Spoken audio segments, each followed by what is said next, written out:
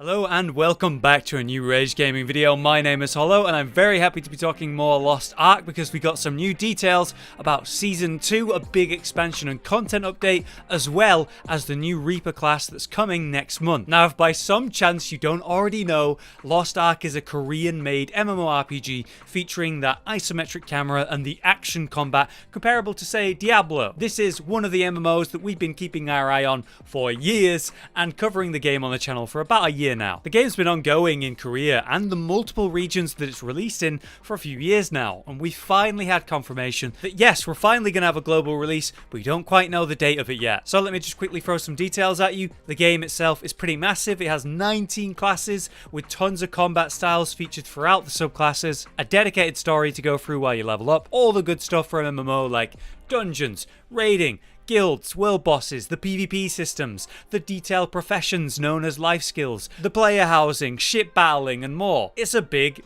game and we've made lots of videos on it because of that. So I definitely suggest you check some of those out if you want to learn more about Lost Ark. What we're looking at today, however, is the big content update coming known as Season 2 for Lost Ark. New features to improve social aspects in the hopes to help improve that MMO aspect of the game, and lots of new content like new maps, dungeons, and other stuff too, plus the new assassin class, the Reaper. Let's start by looking at the Reaper class since it looks really good. This is the third subclass of the assassins, which previously only had a choice between the blade and the demonic subclasses. The artwork itself looks incredible, but just take a look at it in play. It actually reminds me of Katarina in League of Legends, if maybe she was let loose and lore-wise able to do everything she really should be able to do. The Reaper makes use of her sword and dark magic, and as you can see, she is hyper agile and fast, matching the main assassin class in general, making use of dashes, teleportation to targets, even invisibility, just as you imagine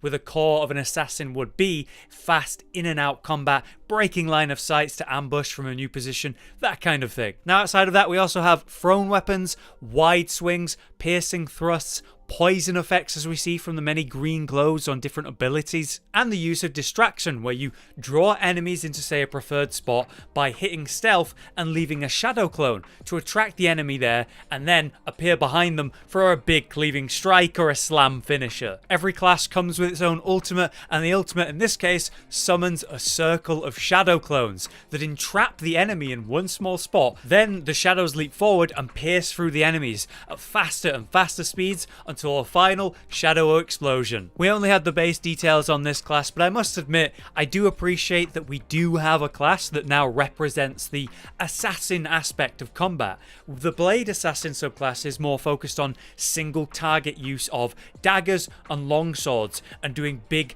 blade barrages with that crazy ultimate. Or the demonic subclass, which is more cleavy, slammy, explosive, where you generate demonic resources and then spend it on powerful demon abilities. And though yeah, those two things are very cool, they're not very assassin-y for the assassin subclass. So to finally see a stealth and shadow based assassin, well, it's just about time, right? This will bring us up to 20 classes total during Season 2, which is honestly ridiculous. Imagine when this game finally comes to the West and we're able to start with that much choice. I still have no idea what class I'm going to play. The planned release for this class though is late September on the 29th apparently, so we might learn more details about the Reaper in that time. Now with that new class out the way, we also have details about Season 2 itself. Lots of new content that attempts to create more social elements to the game to make it feel more like a MMORPG. Between now and the end of October, there is 7 major patches coming to the game, including the Reaper and Scouter classes. In the trailer we got to see a proper look at the guild territories, which gives players a place to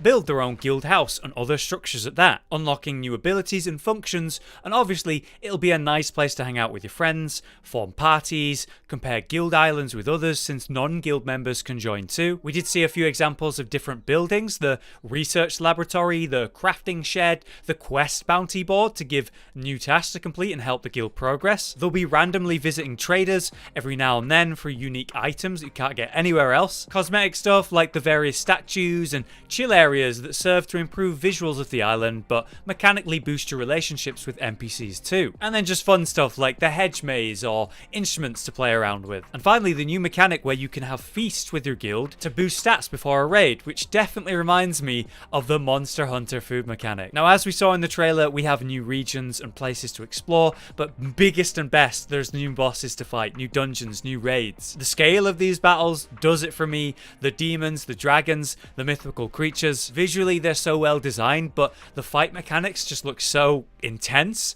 I would love to try it. Now, outside of new mechanical content, there's some visual overhauls to many areas in the game that have been out for years and years, and they're just doing a little bit to make them look extra crisp, which I think they do a good job of. And there's also some new ocean or water mechanics, like the new massive sea creatures referenced with this absolute unit of a whale, or the surfing with friends in a more casual environment. To say the least, there is a lot going on here with Season 2, and we only heard about just some of it here. It's nice to see a big content update coming for Lost Ark that I wish I could play. Every time there's a new trailer or new information, like a new class, I always see salty English comments asking about when can I play the game. And though I agree with them, and I'm a bit upset too, we've been asking for it for years, right? It does take a long time to bring a game to a new region.